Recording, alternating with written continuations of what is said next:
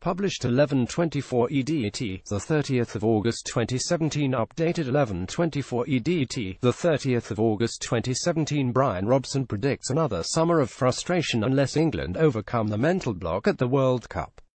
Another tournament cycle looks set to bring qualification for the finals, with the Three Lions sitting 2 points clear of the Group F ahead of the matches against Malta and Slovakia. It appears a case of when rather than if Gareth Southgate's men qualify, so the main question hovering over them regards how they will cope in Russia. England were knocked out in the last 16 stage of the European Championships by Iceland. England have not been beyond a major tournament quarter-final since reaching the Euro 96 semis and bowed out of last World Cup at the group stage.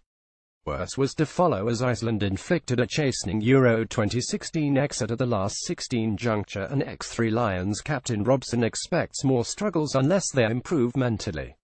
"I think England have always done well in the qualifying stages," the former midfielder, capped 90 times by his country, told Press Association Sport.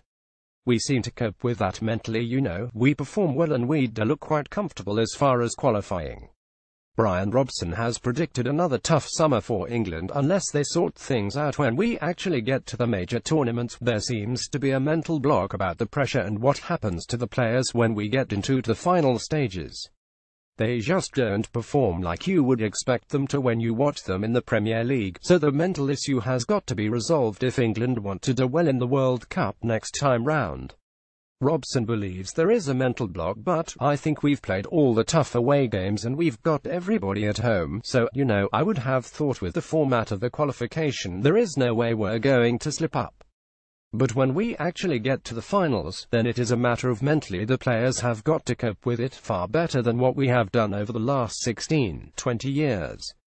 Robson was part of the England squad that reached the World Cup semi-finals in 1990 and was assistant to Terry Venables at Euro 96, where he worked with current boss Southgate.